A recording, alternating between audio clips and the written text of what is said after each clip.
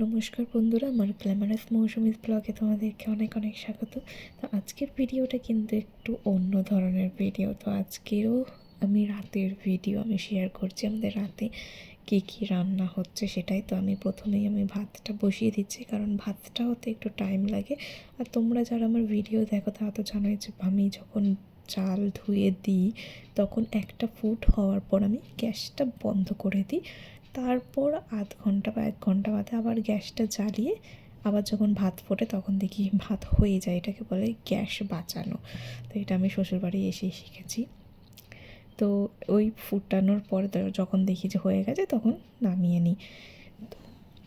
এতে গ্যাস খুব ভালোভাবেই বাঁচানো যায়, কিন্তু আমাদের বাড়িতে গ্যাস অতটা বাঁচে না, কারণ সকালবেলায় অনেক রান্না থাকে, রাত্রিরে অনেক রান্না থাকে, কিন্তু এখন আপাতত অতটা রান্না নেই।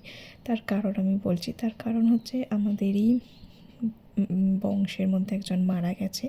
তো যার জন্য এখন 13 দিন আমাদেরকে নিরামিষ খেতে হচ্ছে। এবার নিরামিষ আমরা কী খাবো বলো? হলুদ ছাড়া, তেল ছাড়া খেতে হবে। তো তো নতুন নতুন আইডিয়াতে, যেরকম পনির করেছিলাম, পনির খাওয়া যায়, কিন্তু তো আজকের আমি খুব করছি যে সোয়াবিনের তরকারি। তো সোয়াবিনের তরকারি দেখো, হলুদ ছাড়া তরকারি না একদমই ভালো লাগে না। তারপর পেঁয়াজ, রসুন এগুলো ছাড়া তো একদমই ভালো লাগে না। তো আমি না সোয়াবিনটা প্রথমে ভিজিয়ে নিয়েছি। তো সোয়াবিন ভিজিয়ে টিজিয়ে সোয়াবিনটা করবো, কিন্তু তার আগে, সবার আগে আমি প্রথমে যখন রান্নাঘরে আসি সবার প্রথমে আমি আমার মেয়ের রান্নাটা করি, কারণ মেয়ের রান্না রেডি হয়ে থাকলে আমার চিন্তাটা কমে যায়। কারণ আমি ওর মেয়ের রান্না রেডি হওয়ার পর অন্য কোনো তরকারিতে তৈরি করে জল ঢেলে দিয়ে মেয়েকে খাওয়াতে পারবো অন্তত, কিন্তু মেয়ের রান্না যদি দেরি হয়ে যায়, মেয়ে বড়রা না খেয়ে থাকতে পারে কিন্তু ছোটরা না খেয়ে থাকতে পারে না, ঠিক আছে? তাই জন্য আমি আমার মেয়েকে আজকের ওটসের খিচুড়ি দিচ্ছি।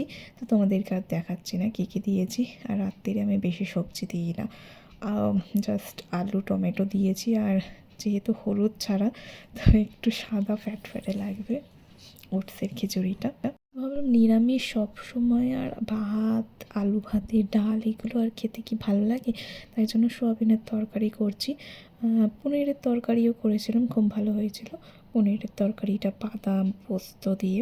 তো আজকের সোয়াবিনের তরকারি করছি পেঁয়াজ রসুন ছাড়া। ক্যাপসিকাম ছিল, ক্যাপসিকাম কেটে নিচ্ছি, আলু কেটে নিচ্ছি। আর আমি না ছুরি দিয়ে খুব ভালোভাবে কাটতে পারি, আর বটি দিয়ে অতটা আমি ভালোভাবে তাড়াতাড়ি পারি না, কিন্তু ছুরি দিয়ে আমার খুব তাড়াতাড়ি হয়ে যায়।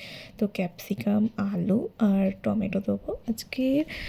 যেহেতু দেখো পেঁয়াজ রসুন ছাড়া, হলুদ ছাড়া করতে হবে, তো একটু টেস্টিও করতে হবে যাতে সবাই খেতে পারে রাত্রির বেলায়। তো তার জন্য আজকে টমেটোটাকে আমি মিক্সিতে পেস্ট করে নেব, তারপর মশলা দেব। মশলা মেন হচ্ছে মশলাটা। তো আমি অন্য সময় মশলা শিল নোড়ায় বাটি, কারণ শিল নোড়ায় বাটা মশলার টেস্ট আলাদাই, এক ধরনের আলাদাই টেস্ট বলতে পারো। কিন্তু আজকে একটু তাড়াহুড়োই ছিলাম বলে আমি মিক্সিতেই পেস্টটা করে নেব। তো আমি দেবো কি বলো তো, আদা দেব, আদা, গোটা জিরে আর গোটা ধনে, এই তিনটেকে পেস্ট করে আমি এই মশলায় দেবো। তোমরা যে কোনো তরকারিতে এই ধরনের মশলা দিতে পারো, ভীষণ টেস্টি হয় খেতে, ঠিক আছে? আর এখানে আমি সোয়াবিনগুলো দেখতে পাচ্ছ জল ছেঁকে নিচ্ছি, ভালো করে চেপে চেপে জলটাগুলোকে বের করে নিচ্ছি। তো আজকের আমি একটা কথা বলে দেখো, দেখতে পাচ্ছ যে ওটসের খিচুড়িটা সাদা ফ্যাট ফ্যাটে হয়েছে। তো চলো, কিন্তু সাদা ফ্যাট ফ্যাটে হোক, কিন্তু টেস্টি হয়েছে। তো আজকের আমি একটা কথা বলবো যে ল অফ অ্যাট্রাকশন, ঠিক আছে? এই যে আমরা সব শুনছি, সবসময় ভিডিওতে শুনি যে ল অফ অ্যাট্রাকশন, তোমার যা ইচ্ছে, তোমার যা মনের ইচ্ছে সেগুলো প্রতিদিন সেগুলোকে ফিল করো, সেগুলো একটা খাতায় লেখো, দেখবে কোনো না কোনো একদিন সেই উইশ পূরণ হবেই।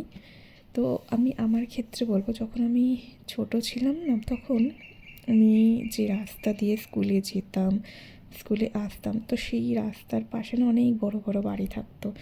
তো সেই বড় বড় বাড়িগুলোকে যখন দেখতাম ভাবতাম যে কবে আমার এরকম একটা বড় বড় বাড়ি হবে আর ওই বাড়িতে আমি থাকবো। আর ওই বড় বড় বাড়িগুলোর না জানলা বন্ধ থাকতো, আমি যে এটা আর কেউ বেরোতো না বাইরে থেকে, আর ঘরে কী সুন্দর বাইরে বাইরে রং করতো, সেগুলোও দেখতে আমার খুব ভালো লাগতো।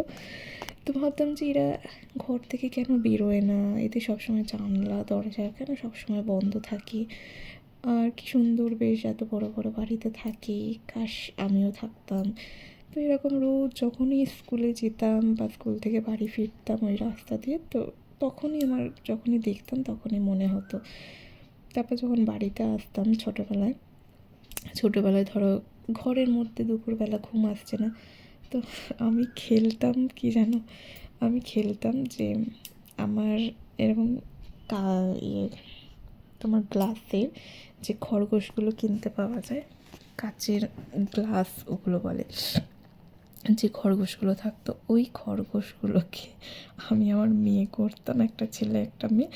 তো আমি খেলতাম যে আমি ভীষণ বড় লোক, গাড়ি করে আমার ছেলে মেয়েরা স্কুলে যাচ্ছে, তো আসছি এই এদিকে, মানে যাই হোক, মানে যেরকম বড় লোকদের যেরকম ঘর বাড়ি স্বপ্ন, তো সেই রকম আমি রোজ দুপুরবেলা ওইরকম আমি খেলতাম ওই দুটো খরগোশকে নিয়ে। দুটো খরগোশ আমার ছেলে মেয়ে হতো, ঠিক আছে। তো এখন যখন আমি সেগুলোকে ভাবি, যখন আমি একলা থাকি বা ঘুম আসছে না, যখন আমি ওগুলোকে ভাবি, তখন ভাবতাম যে যে সত্যি মানে ল অফ অ্যাট্রাকশন বলে কিছু আছে, বা বলতে পারো কোনো সুপার পাওয়ার, বা তুমি ইউনিভার্সের কাছে যা চাও বা তুমি ভগবানেরই কাছে যা চাও, যে সেটা সত্যি হয়।